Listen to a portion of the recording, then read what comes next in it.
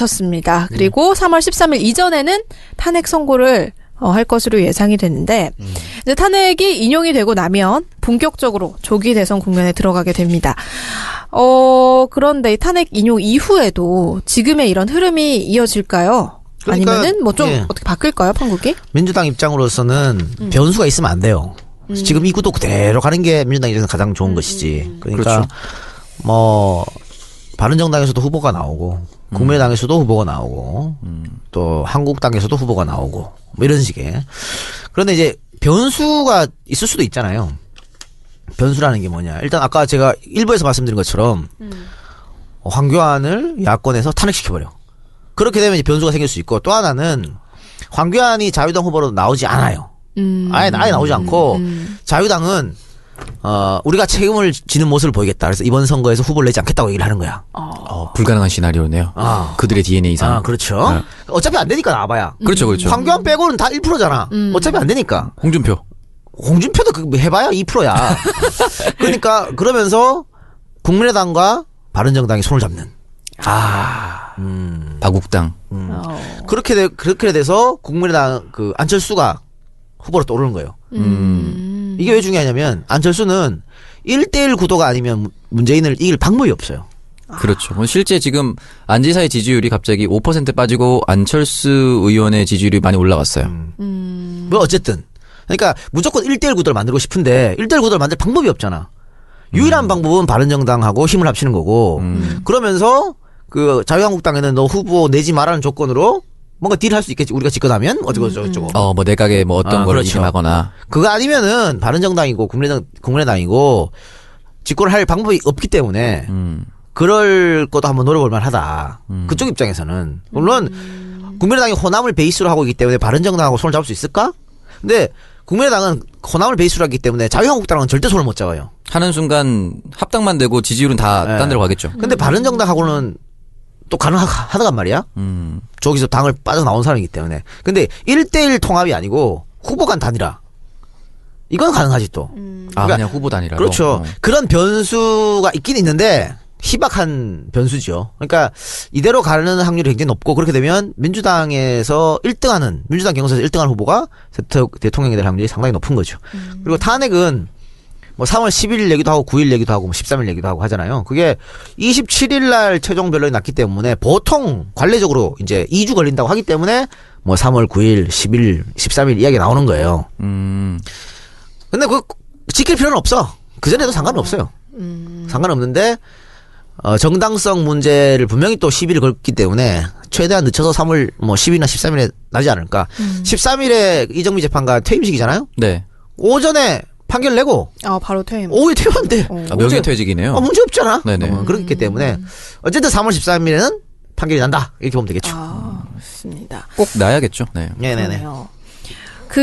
이제 개헌 얘기도 계속해서 지금 나오고 있는 상황이잖아요. 근데 자유당과 바른정당, 국민의당 같은 경우에는 대선 전에 개헌 발의를 지금 시도를 하려고 하는 것 같습니다.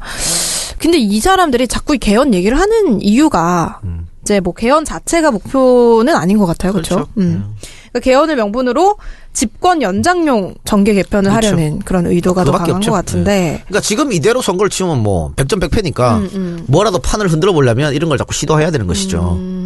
그런데 과연 될까? 그러니까요. 근데 이게 발의가 되고 민주당에서도 뭐 30명 정도만 개헌안에 찬성을 하면 국회 의결도 가능하다라고 얘기를 하는데. 그런 정치적 목숨을 걸 사람이 있을까요? 그럼요. 3명 정도 있을 수도 있겠다. 그러니까 발의는 뭐 100석만 되면 가능하니까 발의는 할 수 있는데 넘어야 할 사안이 몇 개 있어요. 일단 민주당이 반대를 하면 당론으로 정해서 반대 이랬는데 몇 명이 거기 가서 도장 못 찍어. 어려워.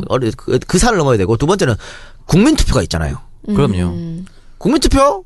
우리 국민들이 선호하는 건 대통령제예요. 우리 손으로 대통령 뽑고 싶어 하지 내각제나 이원직 쪽을 원하지 않아. 근데 얘들이 원하는 거는 권력 나눠먹기 때문에 내각제나 이원직 쪽을 가자는 얘기거든. 그러니까 어차피 안 되는 거예요. 결국은 민주당에서 지금 얘기하고 있는 혹은 문재인 대표 쪽에서 얘기하고 있는 내년 지방선거 때 개헌을 그렇죠. 맞추는 뭐 그런 국민 투표를 정도가, 같이 예. 하는. 그리고 지금 민주당 내에서도 개헌을 요구하는 사람도 있잖아요. 네, 있습니다. 근데 300명 국회의원 중에 한 280명은 다 개헌을 원해요.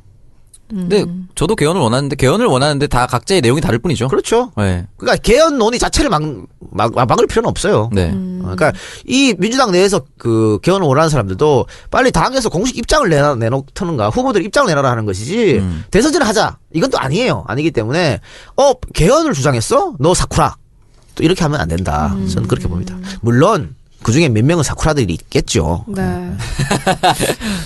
그렇죠. 뭐 완벽히 다 순수한 의도라고 그럼요. 얘기하기는 어렵죠. 네.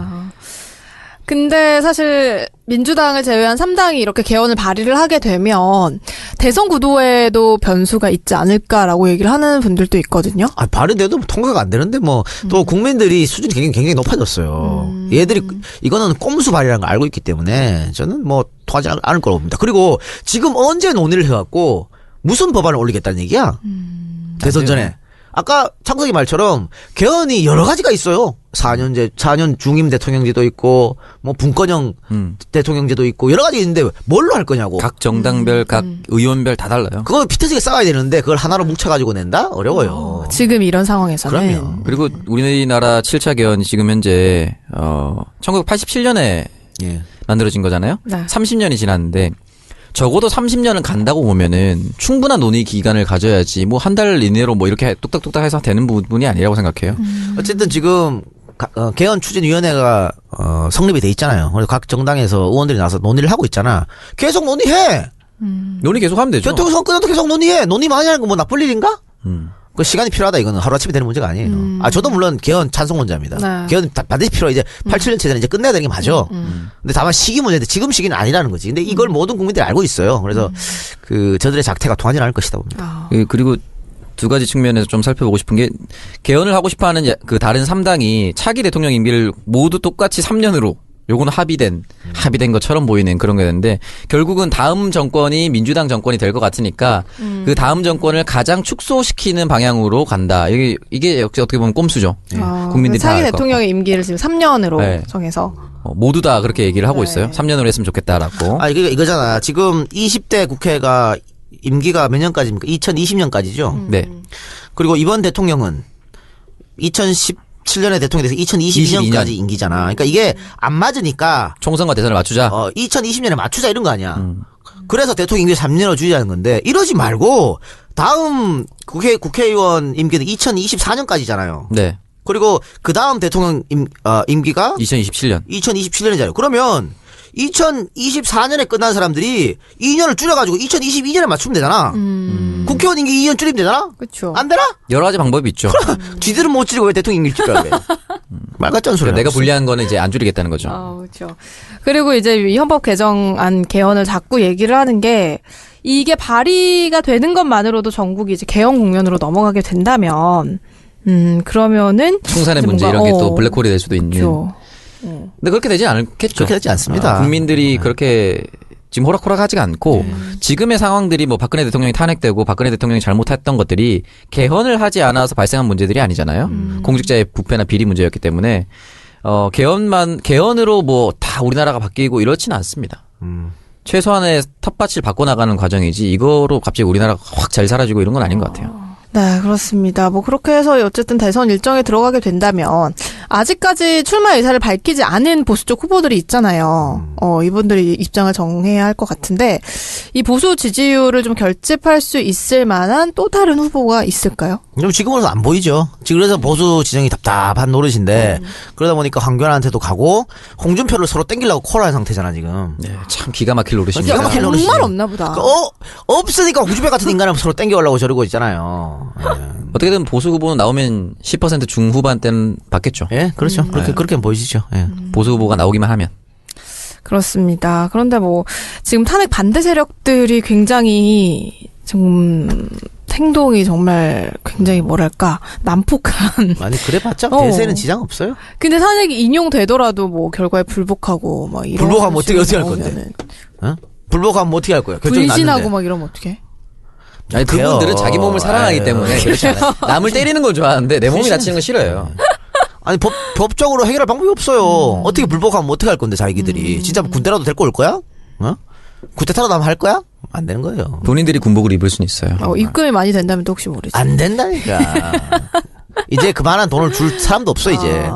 그럼 이제 이게 계속 이렇게 진행이 되고 대통령에 대한 수사도 진행이 되잖아요. 예. 검찰이 이제 대통령을 수사를 하게 되는 건데 예. 검찰에 대한 대통령 수사는 어느 정도로 진행이 될 거라고 검찰은 생각하세요? 아마 일단은 여러 가지 다각도로 수사를 해서 결론은 굉장히 늦게 낼 거예요. 대선 이후로? 그렇지 당연하지. 어떻게 될지 모르니까. 일단은 수사는 열심히 하고 결론은 대선 이후에. 근데 지금 뭐 누가 봐도 정권 교체될 가능성이 없잖아요. 그렇죠. 그럼 뭐 조금 열심히 할 가능성이 매우 높아졌다. 그렇죠. 특검만큼. 그럼 바로 영화 하시죠. 더킹에 보면은 줄 잡으려고 자료를 가지고 맞아. 끝끝내 가지고 있다가 되는 사람한테 가서 여기 자료입니다. 그거 주잖아요. 맞아. 아마 이번에도 검찰이 그럴 수도 있겠죠. 아마. 예. 자기들도 살아야 될 거 아니야. 무르익은 사건들을 가지고 가서. 그렇죠. 묵혀놓은 사건들을 네. 꺼내가지고 사실 이거 있었습니다.